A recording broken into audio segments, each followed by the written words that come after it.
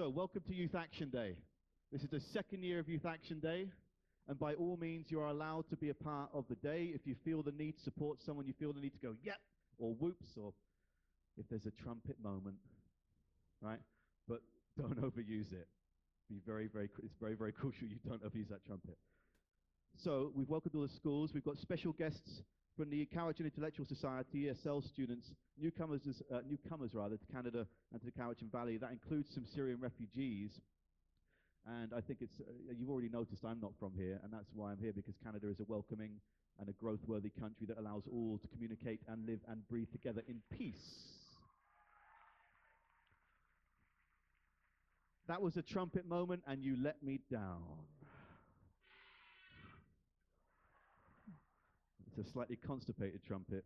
Sorry, just trying to win over the younger demographic. And so we're just going to kick right in. I don't mean to be so short about myself, but it's important to give you some context. And the first thing I'm going to say is this, having already said multiple other things. That was a contradiction. We're going to hear from some very brave people. Most of these speakers today have not spoken in public. They're going to share things that some, frankly, will find harrowing or disturbing, but it's important that you know that if you're not comfortable, you can seek to take a moment outside. Right, we've got lovely staff here that you can be assisted with. But I would urge you to stay in here as much as you can, because we're going to have some wonderful people that are going to share things that, quite frankly, in a day where I just asked you about your phones, we are surrounded by communication, but we don't really use it properly, because it's not about the phone, it's about connecting with one's individual eyes and having a conversation as a human being. So these people are going to share things that, quite frankly, aren't being talked about enough. But again, if it worries you, you're allowed a moment. But I would urge you to respect as best you can and try and just engage and learn from these people. The very short story about myself is that, and there's no way of getting around the horrible things that happened to me, it's going to be very frank and short. So the reason why I was attracted to being asked to come and MC this last year is because when I was 11 years old rather, I was horribly attacked at the school I was in. I went to the bathroom, two gentlemen came in, did something very horrible, tried to drown me, okay? As I said, harrowing, but to be frank, I'm very fine in talking about it. I've been going on quite the journey the last 25 years, which has led me to here. I was diagnosed bipolar when I was 14 years old.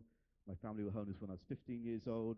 Everyone in my family, as many of you in this room, this is not about my story or these people's stories. It's about life. Everyone goes through a challenge, and it's important that you know you're allowed to discuss it and to grow from it and not get stuck in it. You know, like I was talking to a woman a few weeks ago who had finally divorced her husband, who was treating her physically and mentally abysmally.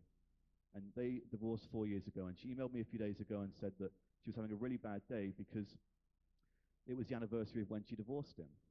And I said, why did you write down the anniversary that you divorced a guy? The day that you had freedom, you're reminding yourself every 12 months, and this still connected to a story. So whilst you're trying to drive forward and grow as an individual, you've still got that chain or that hand around your leg that's saying, you don't get to be happy yet. Get rid of it. Don't note it down. Things happen to all of you every single day. It's an opportunity to grow and to learn within yourself some confidence, because everyone in here is very special, okay? It's not cheesy, it's fact. It's fact. So I moved to Canada to try and figure out who the hell I was. I was multiple personalities for years, hiding multiple stories from different families and friends, and I just got exhausted.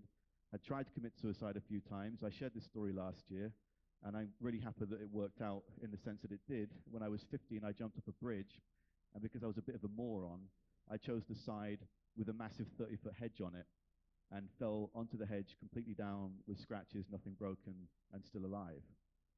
I'm very glad that that hedge was there, and I didn't quite do my calculus correctly. I'm never very good at math, so I'm living my dream now. I've been working at the Zone at 91.3. I've been doing a midday show. I've been there for nearly 7 years. My dream was always to be in radio because I love music. I love talking about. Thank you. That's very kind.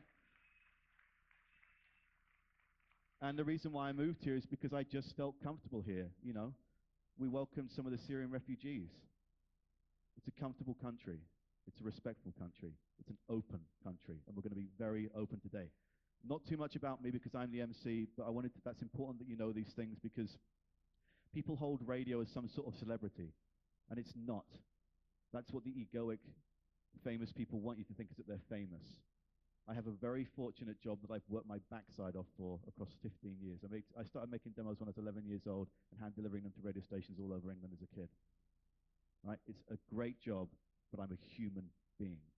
Does that make sense? You can achieve whatever you want to achieve, right? You don't need to be a Hollywood star. You don't need to be Taylor Swift or One Direction. It's where you choose to go in your world, okay?